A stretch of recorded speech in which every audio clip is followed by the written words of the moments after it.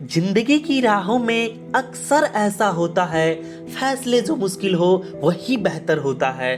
तो energy booster आपका अपना channel quiz of the day with AJ में आपका स्वागत है। और आज है 27 अक्टूबर और आज मैं लेकर के आया हूं बार्क एग्जाम 2018 में पूछा हुआ क्वेश्चन का कंप्लीट पूरा सेट। आप लोग जानते हैं कि बार्क के एग्जाम में टोटल 40 ओनली टेक्निकल क्वेश्चन पूछे जाते हैं और इस वीडियो से पहले मैं 2022 में क्वेश्चन पूछा हुआ पूरा मैं कंप्लीट सेट का एक वीडियो बना चुका हूं। अगर आपसे वो वीडियो मिस हो गया है तो मैं उसका लिंक इस वीडियो के डिस्क्रिप्शन में डाल दिया हूं, जाकर के आप जरूर से जरूर देख लें। क्योंकि आप लोग जानते हैं कि डिप्लोमा इन केमिकल इंजीनियरिंग वालों के लिए कोई भी प्रैक्टिस सेट नहीं आता है। तो अगर आप किसी एग्जाम में पूछे हुए क्वेश्चन का रिवीजन करते हैं तो वो क्वेश्चन किसी आने वाले दूसरे एग्जाम में आपके लिए काफी हेल्पफुल साबित होने वाला है, क्योंकि वो क्वेश्चन डायरेक्टली रिपीट करता है।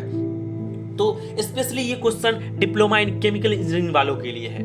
तो बिना समय गवाते हुए चलते हैं अपने पहले क्वेश्चन की तरफ। हमारा पहला क्वेश्चन है, cooling tower includes heat transfer by. Cooling tower में जो हीट का ट्रांसफर होता है कैसे होता है? Option A sensible heat transfer, option B specific heat transfer, option C both और ऑप्शन डी नन। तो इसका जो राइट आंसर है वो सेंसिबल हीट ट्रांसफर। ओके, चलते हैं अगले क्वेश्चन की तरफ। एक्चुअली 40 क्वेश्चन कवर करने हैं, इसलिए मैं वीडियो को थोड़ा फास्ट लेकर के चलूंगा जिससे कि ज्यादा समय न लगे, वीडियो ज्यादा लंबा ना हो। हमारा अगला क्वेश्चन है, psychrometric chart is a graphical representation of the relation between. Psychrometric chart जो है किसका ग्राफिकल रिप्रेजेंटेशन है, किसको किसको रिलेशन वो बताता है? Option A dry valve temperature and wet valve temperature, option B dew point and dry valve temperature, option C humidity ratio and relative humidity, और option D all of above. तो इसका जो राइट आंसर है वो है all of above. अब जरा सा हम लोग साइक्रोमेट्रिक चार्ट को देख लेते हैं तो याद हो जाएगा। ये देखिए, यही साइक्रोमेट्रिक चार्ट है, ठीक है। आप लोग देख रहे हैं कि ये ड्राई वाल्व टेम्परेचर और वेट वाल्व टेम्परेचर, इसका भी रेशियो रिलेशन ये बताता है। रिलेटिव ह्यूमिडिटी और ह्यूमिडिटी रेशियो, इसका भी ये बताता है। और humidity ratio, due point, dry valve temperature, due point, ये सारा थर्मोडायनेमिक प्रॉपर्टीज जो है ये सबका रिलेशन बताता है ये साइक्रोमेट्रिक चार्ट। तो आपको याद हो गया होगा कि इस वीडियो में मैं इस तरह से इसलिए मार्क कर देता हूं जिससे कि वो माइंड में छप जाएगा आपको, ठीक है। तो चलते हैं अगले क्वेश्चन की तरफ। ये क्वेश्चन अगर आएगा आपके एग्जाम में तो छूटना नहीं चाहिए कि किसका किसका रिप्रेजेंटेशन है। तो आपको हम अभी दिखा चुके हैं कि किसका किसका है। तो चलते हैं अगले क्वेश्चन की तरफ। हमारा अगला क्वेश्चन है, the formula v equal to under root 2gh, पूरा का अंडर रूट है। तो option A Bernoulli theorem, option B Torricelli theorem, option C Hagen Poiseuille equation, option D Dittus Boelter equation. तो इसका जो राइट आंसर है वो है टॉर्रिसेली थ्योरम। ओके, चलते हैं अगले क्वेश्चन की तरफ। हमारा अगला क्वेश्चन है, pitot tube measure. Pitot tube इसमें से क्या मेजर करता है? Option A dynamic pressure, option B static pressure, option C both और ऑप्शन डी नन। तो इसका जो राइट आंसर हो जाएगा बोथ हो जाएगा। पिटोट ट्यूब डायनेमिक प्रेशर और स्टैटिक प्रेशर दोनों को मेजर करता है। आपको बता देना चाहता हूं कि डायनेमिक प्रेशर, शॉर्ट फॉर्म में लिखता हूं, डायनेमिक प्रेशर और स्टैटिक प्रेशर दोनों का इक्वल जो है वो टोटल प्रेशर होता है। आपके एग्जाम में कभी ये पूछ दे कि पिटोट ट्यूब क्या मेजर करता है, ऑप्शन में अलग अलग रहे और ऑप्शन आपको वहां पे दिखे टोटल प्रेशर, तो आपको कंफ्यूज नहीं होना है। अगर आपको टोटल प्रेशर दिखे तो आपको समझ जाना चाहिए कि डायनेमिक प्रेशर और स्टैटिक प्रेशर का सम है, तो वहां पे आपको स्टैटिक प्रेशर, तो वहां पे आपको टोटल प्रेशर लगाना है। और अगर डायनेमिक प्रेशर स्टैटिक प्रेशर अलग अलग रहे तो वहां पे आपको बोथ लगाना है। क्लियर है? चलते हैं अगले क्वेश्चन की तरफ। हमारा अगला क्वेश्चन है, according to the affinity law for the positive displacement pump is which is incorrect. इसमें से आपको बताना है कि एफिनिटी लॉ के अकॉर्डिंग इसमें से कौन सा स्टेटमेंट इनकरेक्ट है। तो इसको बताने से पहले मैं आपको एक थोड़ा एफिनिटी लॉ के बारे में बता देता हूँ। एफिनिटी लॉ आप लोग बहुत अच्छे से पढ़े होंगे कि Q जो है डायरेक्टली प्रोपोर्शनल होता है N का, Q वही डिस्चार्ज, और हेड जो है वो N स्क्वायर होता है, और पावर जो है NQ होता है। मतलब ओवरऑल ये Q मीन्स डिस्चार्ज वो फ्लो से रिलेटेड है, और हेड जो है प्रेशर से रिलेटेड है, और पावर तो पावर है ही। मतलब ये सब जो है वो स्पीड पे डिपेंड करता है। स्पीड पे क्या करता है? डिपेंड करता है। तो अब चलते हैं ऑप्शन की तरफ। पहला ऑप्शन है flow varies directly with the change in speed. Flow जो है वेरी करता है स्पीड के चेंज होने से। अगर तो आप लोग पहला रिलेशन देखे हैं, उस बिल्कुल वेरी करेगा। अगर स्पीड वेरी करेगा तो फ्लो भी वेरी करेगा, तो ये ऑप्शन तो सही हो गया। दूसरा ऑप्शन है power varies directly with the change. तो आप अभी भी देखें कि पावर भी उससे रिलेटेड है, तो अगर स्पीड वेरी करेगा तो पावर भी वेरी करेगा, तो ये भी आंसर सही है। और तीसरा ऑप्शन है pressure is independent of the change in speed. Pressure जो कि उसमें H जो लिखा हुआ हेड से वो डिपेंडेंट है, यहाँ कह रहा है इंडिपेंडेंट। तो इसी तरह से ये वाला स्टेटमेंट जो है वो रॉन्ग है। उसके बाद अगला सही है, pressure is dependent of the change of the speed. तो यहाँ पे ये तीनों सही है और ये स्टेटमेंट रॉन्ग है। आपको यहाँ पे रॉन्ग बताना है, विच इज इनकरेक्ट, तो यहाँ पे ये सही हो जाएगा। ठीक है, चलते हैं अगले क्वेश्चन की तरफ। हमारा अगला क्वेश्चन है a gas compressor is a mechanical device that increases the pressure of a gas by reducing it by. क्या रिड्यूस करता है?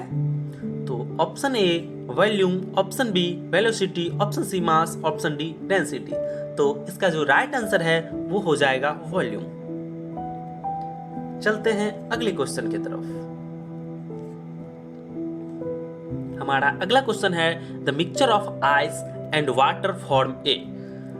आइस और वाटर का मिक्सचर क्या फॉर्म करता है? Option A close system, option B open system, option C isolated system, option D heterogeneous system. तो इसका जो राइट आंसर है वो है हेट्रोजीनियस सिस्टम। और मैं आपको बता देना चाहता हूं कि 2022 में पूछा हुआ क्वेश्चन का मैं पूरा सेट उसका भी वीडियो अपलोड कर चुका हूं। उसका लिंक मैं इस वीडियो की डिस्क्रिप्शन में डाल दिया हूं। अगर आपसे वो बाय चांस मिस हो गया है तो जरूर से जरूर देख लें। तो फिर से चलते हैं अगले क्वेश्चन की तरफ। हमारा अगला क्वेश्चन है कि measurement of temperature is based on. Measurement of temperature किस पे बेस्ड है? Option A thermodynamics property, option B zeroth law of thermodynamics, option C first law of thermodynamics, option D Joule's law. तो इसका जो right answer है वो zeroth law. Temperature, measurement of temperature जो है जीरोथ लॉ ऑफ थर्मोडायनेमिक्स पे based है। Okay, चलते हैं अगले क्वेश्चन की तरफ। हमारा अगला क्वेश्चन है कि the door of A running refrigerator inside the room was left open, which of the following is correct. मतलब कि अगर चलता हुआ फ्रिज रूम में अगर आप खुला हुआ छोड़ के आ गए हैं उसका डोर, अगर तो उससे क्या होगा? Option A the room will be cooled to the temperature inside the refrigerator. मतलब जितना फ्रिज ठंडा होगा, जितना रेफ्रिजरेटर ठंडा होगा, क्या रूम उतना ही ठंडा हो जाएगा? Option be the room will be very slightly warm up, so very slightly cooled. यहाँ पे छूट गया है, मतलब ये कह रहा है कि रूम धीरे धीरे क्या होगा, वो धीरे धीरे ठंडा होगा। और ऑप्शन सी कह रहा है कि the room will B gradually warm up, room धीरे धीरे गर्म हो जाएगा। Option D temperature of the air in the room remain same, मतलब जैसा रूम का टेम्परेचर था वैसा ही, कोई फर्क नहीं पड़ेगा, ऐसा बोल रहा है। तो आपको पता होगा कि अगर आप घर में फ्रिज का डोर खुला हुआ छोड़ देंगे तो रूम का टेम्परेचर जो है धीरे धीरे क्या हो जाएगा, बढ़ने लगेगा। ठीक है, चलते हैं अगले क्वेश्चन की तरफ। हमारा अगला क्वेश्चन है triple point temperature of water is. Triple point water का ट्रिपल पॉइंट टेम्परेचर कितना होता है? Option A 273 kelvin, option B 273.14 kelvin, 273.15 kelvin और 273.16 केल्विन। तो इसका जो राइट आंसर हो जाएगा वो 273.16 केल्विन। ओके, तो चलते हैं अगले क्वेश्चन की तरफ। हमारा अगला क्वेश्चन है द वल्केनाइजेशन मेक्स रबर। अगर वल्केनाइजेशन किया जाता है रबर का तो उससे क्या होता है? ऑप्शन ए मोर इलास्टिक हो जाता है, या सोलुबल इन इनऑर्गेनिक सॉल्वेंट, या क्रिस्टलाइन हो जाता है, ऑल ऑफ एबव। तो इसका जो राइट आंसर है वो मोर इलास्टिक हो जाता है। ठीक है, जब रबर का वल्केनाइजेशन किया जाता है तो वो ज्यादा क्या होता है? इलास्टिक हो जाता है। तो चलते हैं अगले क्वेश्चन की तरफ। हमारा अगला क्वेश्चन है कि the density of SDP is about. SDP का डेंसिटी कितना होता है? Option A 1.18, option B 1.05, option C 0.95, option D 0.99। तो इसका जो राइट आंसर है 0.95। ओके, चलते हैं अगले क्वेश्चन की तरफ। हमारा अगला क्वेश्चन है NO2CO3 into 10H2O is called. ये इसमें से किसका फॉर्मूला है? Option A washing soda, option B soda ash, option C slack lime, option D quick lime. तो इसका जो राइट आंसर है वो है वाशिंग सोडा। ये जो फॉर्मूला है Na2CO3 into 10H2O, ये है वाशिंग सोडा का, मतलब धोने वाला सोडा। ठीक है, हमारा अगला क्वेश्चन है in a centrifugal pump cavitation occurs when pressure of the impeller eye और व्हेन वी कम्स। कैविटेशन कब हो जाएगा? तो when the less than the atmospheric pressure, जब वो उसके इम्पेलर के आई पे वो एटमॉस्फेरिक प्रेशर से कम हो जाएगा प्रेशर, या more than the liquid vapour pressure and less than the liquid vapour pressure more than the atmospheric pressure. तो इसका जो राइट आंसर है less than the liquid vapour pressure. ठीक है, तब जाकर के कैविटेशन हो जाएगा सेंट्रीफ्यूगल पंप में। चलते हैं अगले क्वेश्चन की तरफ। ये सारा का सारा क्वेश्चन कंप्लीट 40 क्वेश्चन 2018 में बार के एग्जाम में पूछा हुआ था, और क्वेश्चन सेट देखने के बाद आप ये अंदाजा लगा सकते हैं कि किस टाइप का क्वेश्चन पूछता है, तो जिससे कि आप अपने तैयारी को, अगर आप बार का एग्जाम देंगे तो उसी लेवल की तैयारी करें। ठीक है, हमारा अगला क्वेश्चन है one poise is equivalent to. One poise जो है सो किसके इक्विवेलेंट है? Option A gram per centimetre square per second, option B gram per centimetre per second, option C centimetre square per second और option D metre square per second. तो इसका जो right answer है वो है ग्राम per centimetre per second. Okay, चलते हैं अगले क्वेश्चन की तरफ। हमारा अगला क्वेश्चन है function of air vessel provided in reciprocating pump is to. Air vessel जो प्रोवाइड किया जाता है रेसिप्रोकेटिंग पंप में, क्यों? Option A reduce discharge fluctuations, option B reduce the chances of cavitation, option C avoid priming, option D increase pump efficiency. तो इसका जो right answer है वो है reduce discharge fluctuation. Discharge fluctuation को कम करने के लिए उसमें एयर वेसल लगाया जाता है। चलते हैं अगले क्वेश्चन की तरफ। बार के एग्जाम में सबसे बड़ी बात यह है कि सारे सब्जेक्ट से क्वेश्चन टच करता है, ये सबसे बड़ी बात है। चाहे वो इंस्ट्रूमेंटेशन हो या फिर मैकेनिकल ऑपरेशन हो, जो स्टूडेंट पढ़ने में थोड़ा उसको इग्नोर करता है उस सब सब्जेक्ट को, वो भी सब्जेक्ट पूछा जाता है उसमें। Mercury doesn't wet glass, this is due to property of liquid known as. Mercury जो है ग्लास को नहीं भिगाता है, किसके कारण? Option A adhesion, option B cohesion, option C surface tension, option D viscosity. तो इसका जो राइट आंसर है वो हो जाएगा सरफेस टेंशन। ओके, चलते हैं अगले क्वेश्चन की तरफ। हमारा अगला क्वेश्चन है for measuring speed of a submarine moving in a deep sea we use. जो पानी वाला जहाज होता है, पानी के अंदर जो मूव करता है, उसके स्पीड को मेजर करने के लिए इसमें से किसका यूज किया जाएगा? Option A venturi meter, option B orifice meter, option C pitot tube और ऑप्शन डी रोटामीटर। तो इसका जो राइट आंसर है वो है पिटोट ट्यूब। चलते हैं अगले क्वेश्चन की तरफ। हमारा अगला क्वेश्चन है in case of ball mill the solid particle are reduced in the size by. Ball mill में जो सॉलिड पार्टिकल का साइज रिड्यूस होता है किसके द्वारा? Option A compression, option B attrition, option C impact और option D none of this. इसका जो राइट आंसर है वो हो जाएगा इम्पैक्ट। चलते हैं अगले क्वेश्चन की तरफ। अगला क्वेश्चन है how many O2 can be obtained from 90 kg of water. मतलब 90 kg वाटर को अगर 90 kg वाटर से कितना ऑक्सीजन प्राप्त किया जा सकता है। तो थोड़ा सा इसका देख लेते हैं। ये देखिए, सबसे पहले वाटर का इसमें तोड़ा है कि वाटर में जो है कितना है, ये H2 + O2 2H2O बना वाटर का। तो इसमें आप देख रहे हैं कि हाइड्रोजन, आप इसमें यहाँ पे देख रहे हैं कि in water the ratio of hydrogen and oxygen. इसमें हाइड्रोजन देख रहे हैं कि अगर 1 ग्राम है तो ऑक्सीजन 8 ग्राम है। हाइड्रोजन अगर 1 ग्राम है तो ऑक्सीजन कितना है, 8 ग्राम है। मतलब 1:8 की रेशियो में जो है इसमें है। तो 90 ग्राम कह रहा है, अगर 90 ग्राम कह रहा है तो 90 ग्राम में ये 1:8 में है, ठीक है। तो 90 ग्राम है, मतलब कि 10 ग्राम उसमें क्या है, हाइड्रोजन है, और 80 ग्राम क्या है, तभी तो 90 होगा ना। 1:8 के रेशियो में भी तो लाना है। तो आप देख रहे हैं कि 80 ग्राम उसमें जो है ऑक्सीजन है, ठीक है। तो इसका राइट आंसर हो जाएगा बी, ठीक है। चलते हैं अगले क्वेश्चन की तरफ।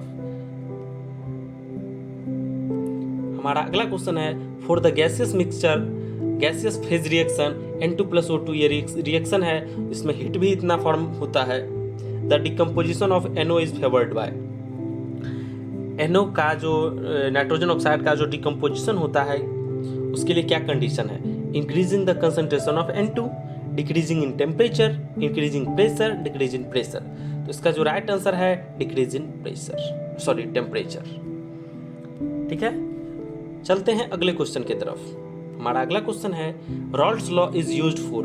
रॉल्ट्स लॉ जो यूज किया जाता है किसके लिए यूज किया जाता है, ऑप्शन ए सॉल्यूट के लिए, ऑप्शन बी सॉल्वेंट के लिए, ऑप्शन सी सॉल्यूशन के लिए, option D all of above. तो इसका जो राइट आंसर है वो है सॉल्यूशन के लिए। रॉल्ट्स लॉ जो यूज किया जाता है वो सॉल्यूशन के लिए यूज किया जाता है।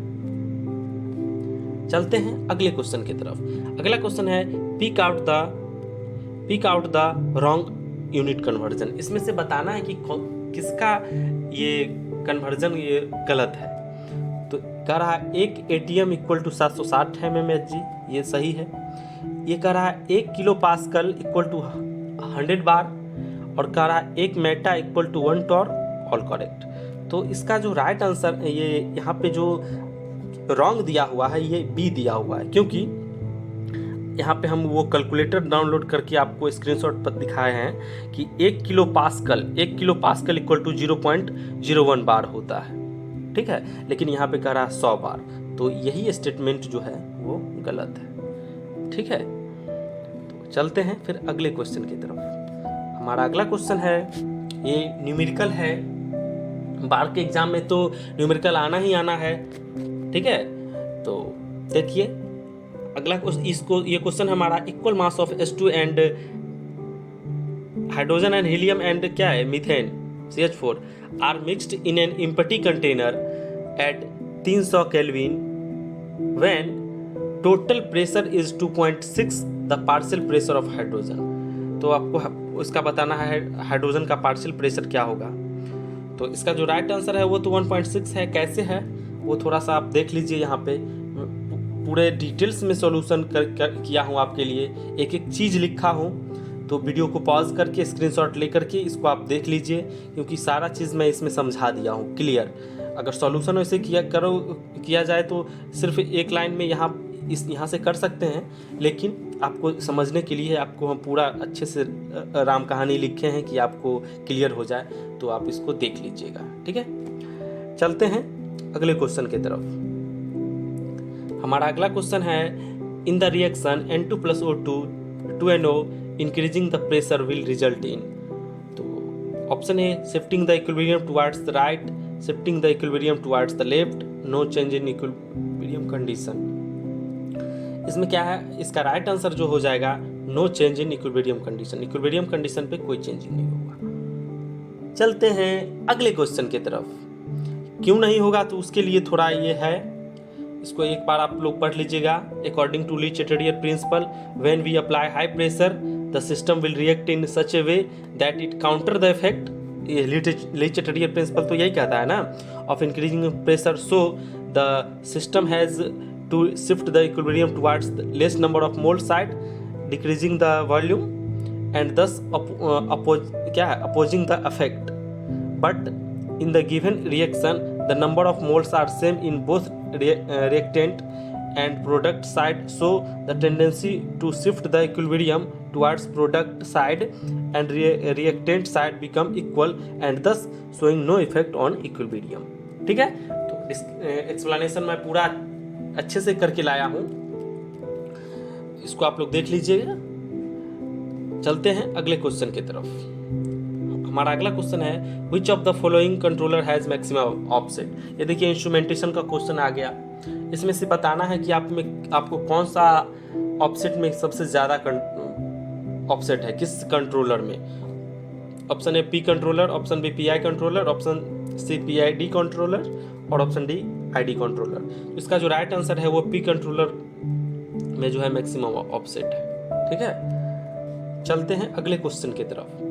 अगला क्वेश्चन ये न्यूमेरिकल ये भी पूछा था, तो इसका क्वेश्चन पढ़ें फिर उसका ऑप्शन पढ़ें, ये नहीं है। इसको आप वीडियो पॉज करके एक बार पढ़ लीजिए क्वेश्चन, क्योंकि क्वेश्चन पढ़ेंगे लंबा है, समय बीत जाएगा। तो इसका आप लोग क्वेश्चन पढ़ लीजिए और फिर क्वेश्चन पढ़ने के बाद आप इसका सॉल्यूशन भी देख लीजिएगा। ठीक है, तो इसका राइट आंसर जो है यहाँ पे ये 7.24 है। इसका राइट आंसर 7.24 है। कैसे है तो उसका सॉल्यूशन भी आप लोग देख लीजिएगा। ठीक है, तो चलते हैं फिर अगले क्वेश्चन की तरफ। हमारा अगला क्वेश्चन है in shell and tube heat exchanger. Shell and tube heat exchangers में option A the temperature drop in two fluid and wall are proportional to individual resistance. Option B, the temperature drop in inversely proportional to the resistance across which the drop occurs. There is no relationship between temperature drop and resistance. The relationship is not generalized. तो इसका option A सही है। The temperature drop in the two fluid and the wall are proportional to individual resistance. ठीक है, तो चलते हैं अगले क्वेश्चन की तरफ।